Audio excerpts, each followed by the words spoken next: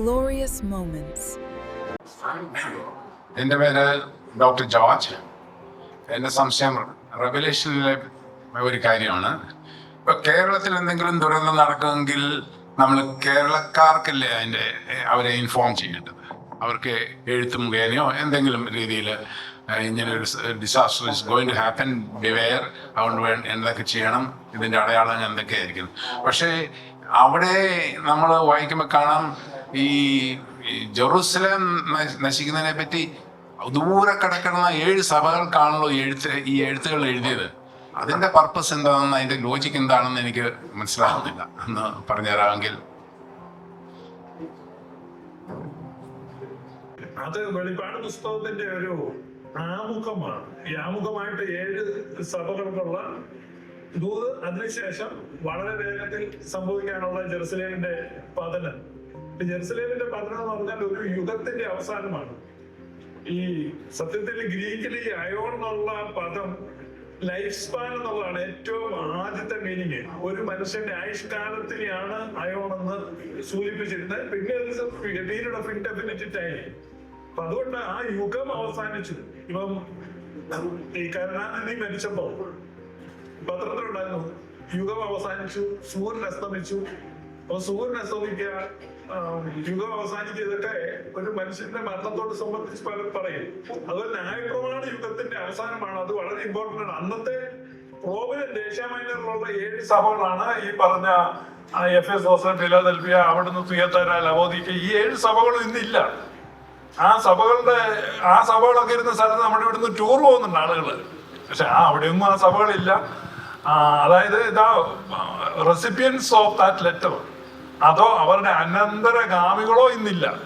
അപ്പൊ ആ ഒരു പീരീഡിൽ ഫുൾഫിൽ ആകേണ്ടതാണ്. അത് വെളിപ്പാട് പുസ്തകം 1-ാം അധ്യായത്തിലും 22-ാം അധ്യായത്തിലും വളരെ വ്യക്തമായിട്ട് വേഗത്തിൽ സംഭവിക്കാനുള്ളത് എന്ന് എഴുതിയിട്ടുണ്ട്. വളരെ വേഗത്തിൽ സംഭവിക്കാനുള്ളത് അത് ആ കത്ത് കിട്ടിയ ആളുകളുടെ കാലഘട്ടത്തിൽ നടന്നു എന്നുള്ളതാണ്. അതിനൊരു എക്സാമ്പിൾ ദാനിയേലിന്റെ പുസ്തകത്തിലുണ്ട്. ഇത് അന്ത്യകാലത്തേക്ക് നീ പുസ്തകം മുദ്രയിട്ടേക്കുക. പിന്നീട് നമ്മൾ പുതിയ നിയമം വായിക്കുമ്പോൾ അന്ത്യകാലത്തിൽ വെളിപ്പെടുവാനുള്ള രക്ഷയെന്നും യേശുക്രിസ്തു സംസാരിച്ച അന്ത്യകാലത്താണെന്നും പെന്തക്കോസ്തി നടന്ന അന്ത്യകാലത്താണെന്നും ബൈബിളിൽ കൃത്യമായിട്ട് പറയുന്നുണ്ട്. അപ്പോൾ പഴയ നിയമം പ്രതീക്ഷിച്ചിരുന്ന ആ അന്ത്യകാലം, കൾമിനേഷൻ പോയിന്റ്, അന്ത്യകാലം ന്യായപ്രമാണത്തിന്റെ അന്ത്യകാലമാണ്. ന്യായപ്രമാണ യുഗത്തിന്റെ അന്ത്യകാലത്തിലാണ് നമ്മുടെ കർത്താവും ശിഷ്യന്മാരും ജീവിച്ചിരുന്നത്. അതായത് ഇന്ന് നമ്മെ സംബന്ധിച്ച് അന്ത്യകാലം ഈസ് പാസ്റ്റ് ടെൻസ്. അന്ത്യകാലം പുറകിലാണ്. നമുക്കിനി മുമ്പിലല്ല അന്ത്യകാലം. ബൈബിളിലെ അന്ത്യകാലം നമുക്ക് 2000 വർഷം പുറകിലാണ്. അന്ന് അത് സംഭവിച്ചു. അവിടെ ആ ന്യായപ്രമാണം അവസാനിച്ചു, പുതുയുഗം പിറന്നു.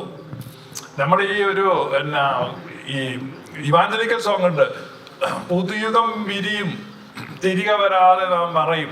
അപ്പൊ പുതുയുഗം വിരിഞ്ഞു.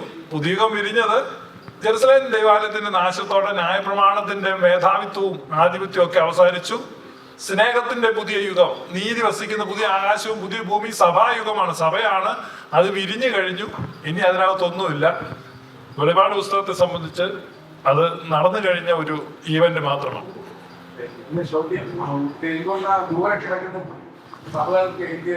അല്ല, അത് ദൂരെ അല്ല സഭകളൊന്നും.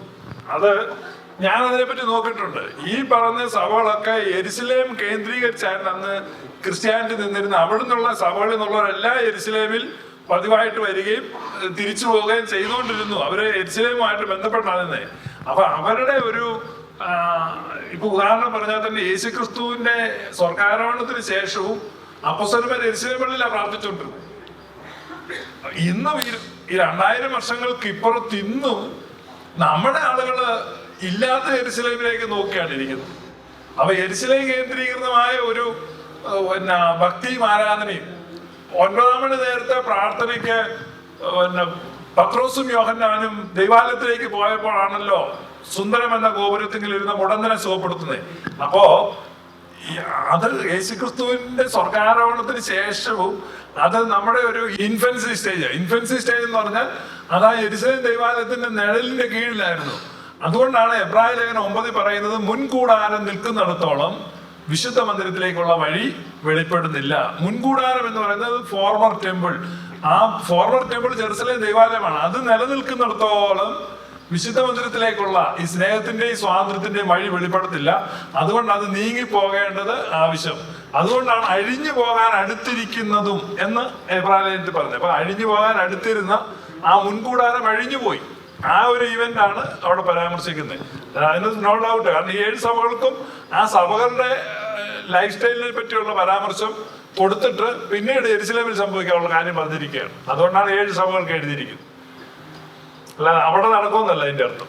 ഗ്ലോറിയസ് മൊമെന്റ്സ് കണ്ടതിന് നന്ദി.